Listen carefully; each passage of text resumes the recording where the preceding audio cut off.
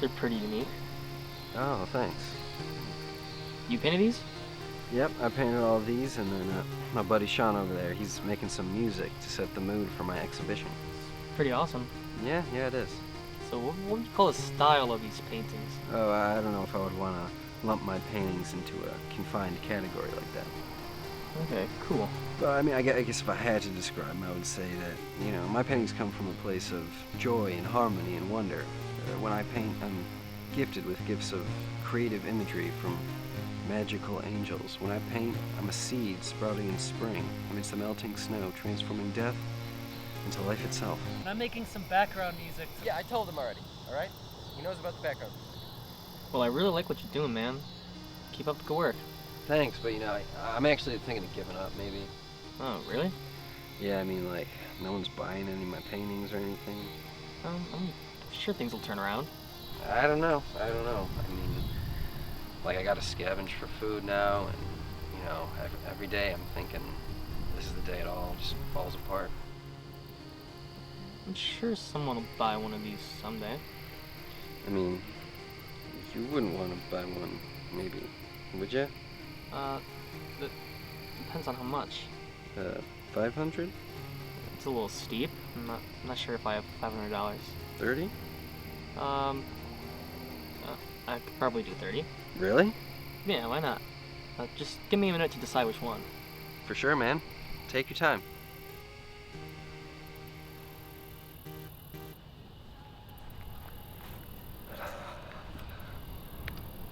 I did it, man. Just sold my first painting.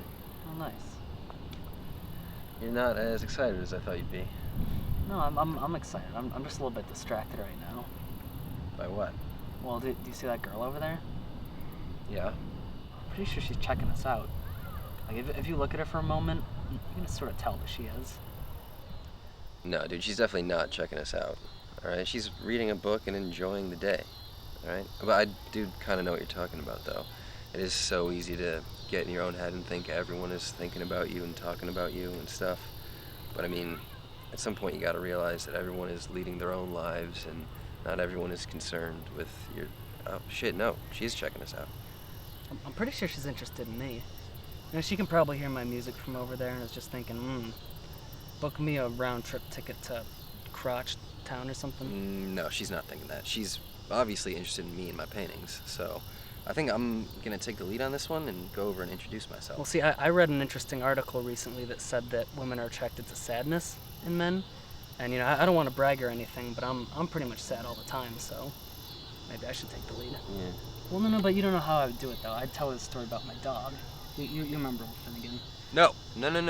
Don't tell that story. Absolutely not. I think you got nothing to worry about. If you tell that story, then yes, I have a lot to worry about. It's horrific and weird, and you should never tell that to anyone. Well, you only think it's weird because you've never been in a sad mindset when I've told it to you. But, I could transport her straight there by playing some background music. Like, what, I don't know, what if I did something like...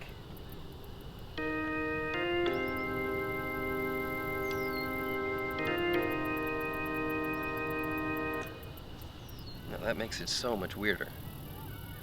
Alright, look, let's just compromise on this. We'll both go over there, we'll both talk to her, and just be ourselves. We'll play it cool, alright? But I think we gotta be on the same page if we're gonna make this work. So, what do you say we do this as a team, alright? Together? Okay.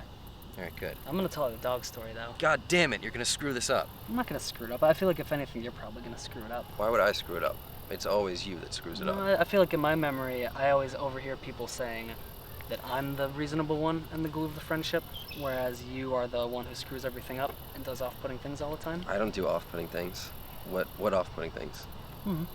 No, name me one off-putting thing that I do. You swear a lot. That's not true. I hardly ever swear. Well, you have a short fuse. You get angry pretty Right, that's easily. a fucking lie. But the main one that I'm thinking of, and I'm a bit hesitant to bring this up because of your short fuse, but I think a lot of people find it disturbing how you always throw rocks at birds all the time. I'm a hunter, alright? I do it for sport. Yeah, I just don't think that's how the general public sees it. Alright, well then the general public isn't looking at it through the right lens then.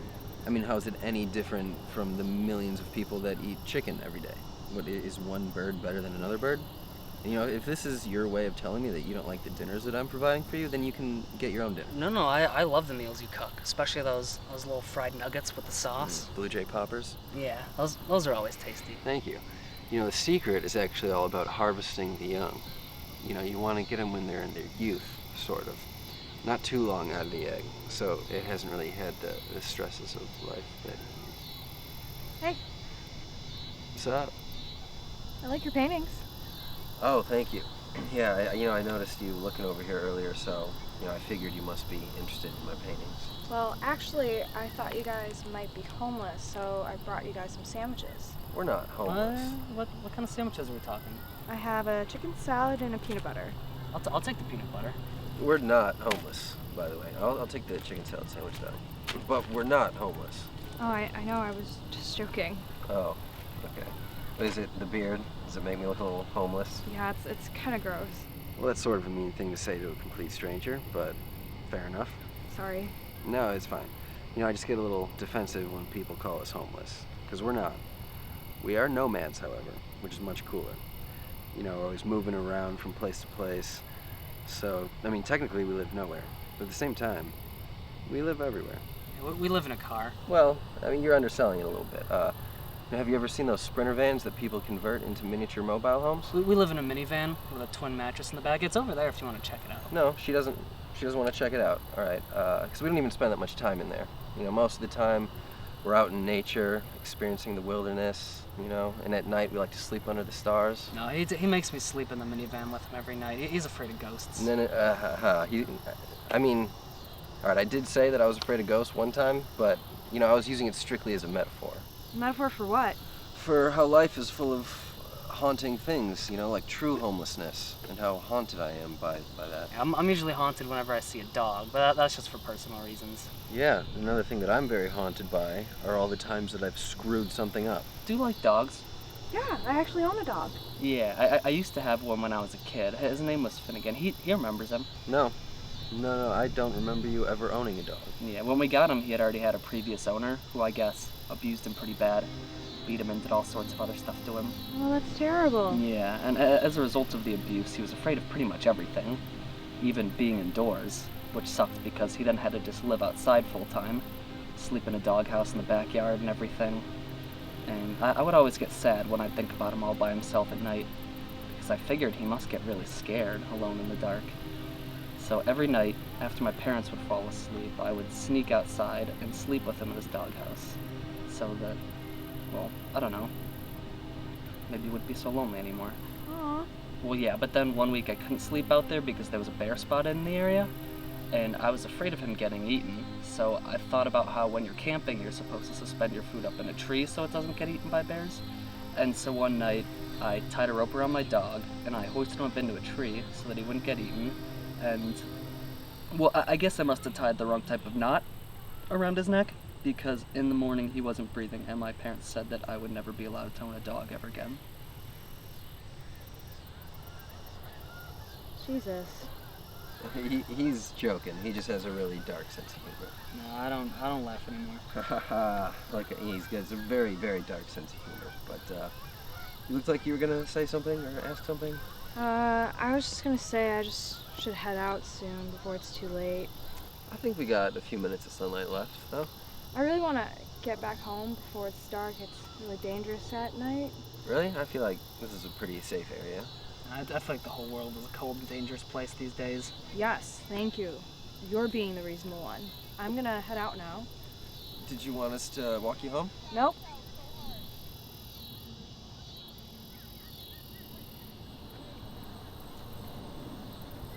What are you smiling about? Well, I mean, didn't I say people think I'm the reasonable one? Are you seriously pleased with how that played out? No, I'm actually pretty upset about how that went down. Yeah, I told you not to tell that story, all right? It makes us look like psychopaths. I know, I'm a bit embarrassed to admit this, but I haven't really been getting a lot of action lately. Haven't really been tapping ass.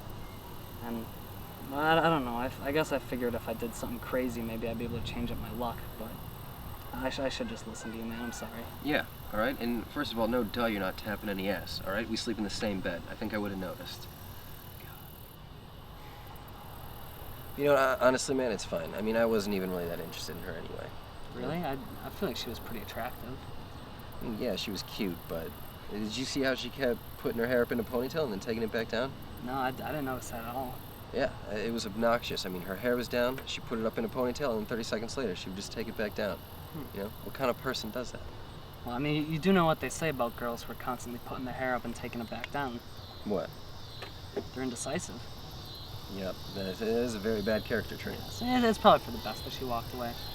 Could not agree more. It's a blessing in disguise. Not even in disguise, right out in the open. Hey, dude, I think I'm actually, I think I'm good. Wait, which one did you decide on? No, I'm good.